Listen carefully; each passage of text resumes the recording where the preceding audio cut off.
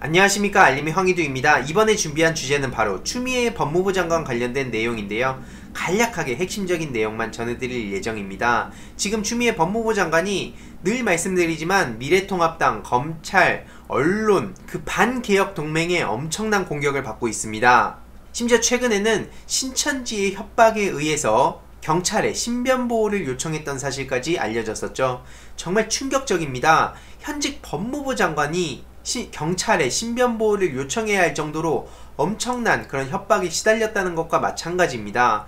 진짜 추미애 법무부 장관은 여성 아닙니까? 저런 어떤 물리적 가해를 가할지도 모르는 이런 상황에 두려움에 떨고 있었을 추미애 법무부 장관에 대해서는 평소 여성 인권에 대해서 주장하는 분들이 왜 여기에만 침묵하냐는 겁니다, 도대체. 게다가 조국 전 장관 따님에 대해서도 지금 TV조선 정수양 기자가 집 앞에 찾아가서 초인종 누르고 폭행치상하고 이런 부분에 대해선 왜 도대체 침묵하냐는 거죠. 이 납득이 안 가는 상황이지만 그럼에도 불구하고 추미애 법무부 장관은 뚜벅뚜벅 검찰개혁을 하겠다는 입장을 밝혔는데요. 조국은 따박따박, 추미애는 뚜벅뚜벅, 이 따박따박 뚜벅뚜벅 걸어가는 이 분들 덕분에 우리 한국 사회가 얼마나 크게 변하는지 우리는 알 수 있는데요. 내용을 간략하게 요약해봤습니다.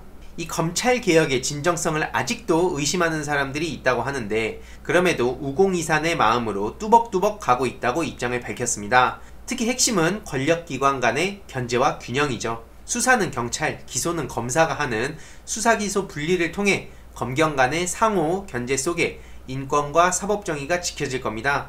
여태까지는 검찰이 무지막지한 권력을 독점하고 있어서 이 모든 문제가 생겼다고 보는데요. 1954년 형사소송법 제정 당시의 국회는 수사기소를 분리한 선진사법제도로 가는 게 바람직하다고 하면서도 당시에 막강한 권한을 가지고 있던 국가경찰에 수사를 맡기지 못하고 검찰 지휘 아래 두기로 한 대신에 먼 미래의 수사와 기소의 분리를 기약한 겁니다. 그래서 지금의 검경수사권 조정은 과도기에 불과하고요. 검찰은 여전히 많은 힘을 가지고 있습니다.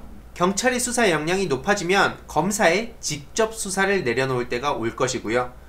종국적으로 선진사법제도처럼 수사와 기소를 완전히 분리하게 될 것이라고 입장을 밝혔습니다. 그래서 검사가 인권의 보루로 형사사법정의를 사수하는 통제관으로서 역할을 하기 위해 수사준칙은 매우 중요하고요. 결국 검사 개인이 바뀌지 않으면 개혁안은 종이장에 불과한데 모두가 사명감과 자긍심을 갖고 출발할 수 있도록 최선을 다하겠다는 입장을 밝혔습니다. 물론 검찰이 자체적으로 그 내부에서 변하는 건 불가능에 가깝다고 봅니다.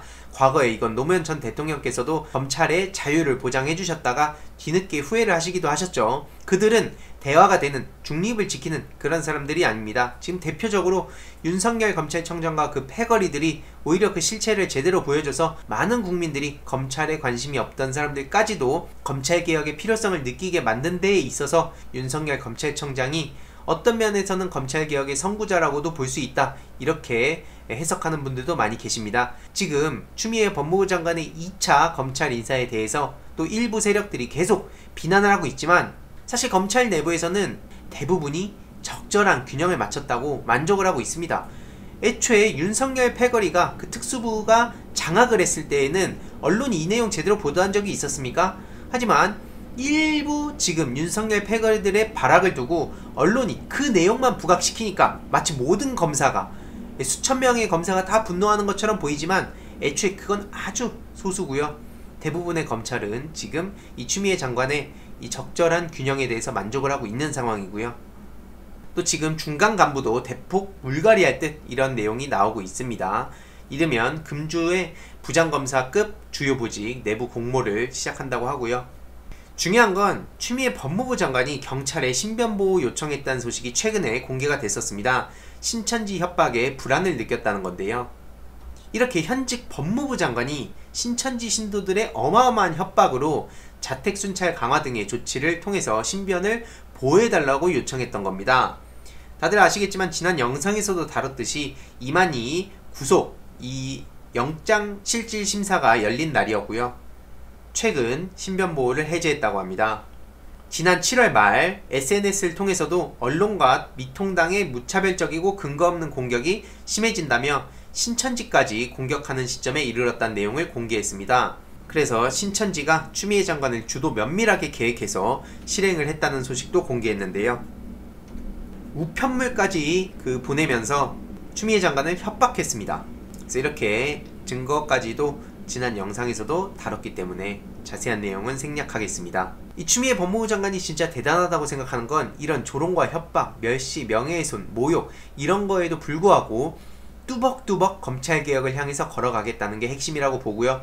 저는 조국 전 법무부 장관 얘기를 절대 안 할 수가 없는데 이 조국 전 장관의 따박따박 지금 한 발 물러서서, 아니죠, 어떻게 보면 더 적극적으로 언론개혁에 지금 총대를 매서 따박따박 언론개혁을 한다고 전 생각을 하고요.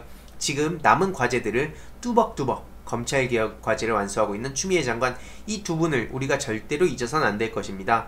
그래서 이들의 입장을 자꾸 왜곡하거나 아예 무시해버리는 언론이 너무나 많지 않습니까? 그래서 제가 유튜브를 통해서 앞으로 이들의 소식을 꾸준히 전해드릴 예정이고요. 덧붙여 나경원은 지금 뭐하고 있을까요? 모르시죠? 저도 모릅니다. 하지만 나경원이라는 이름이 잊혀져서 안되기 때문에 그냥 영상 마무리에 꼭 다뤘고요. 곽상도도 잊어서 안됩니다. 그래서 나경원, 곽상도 별로 안 궁금하시겠지만 이들을 잊어서 안된다는 걸 다시 한번 말씀드리고요. 나경원 12차례 고발에도 불구하고 9번째 고발인 조사는 이뤄지는 동안 나경원은 제대로 된 소환조사나 수사가 이뤄지지 않았다. 이 내용 주위에도 널리 공유 부탁드립니다.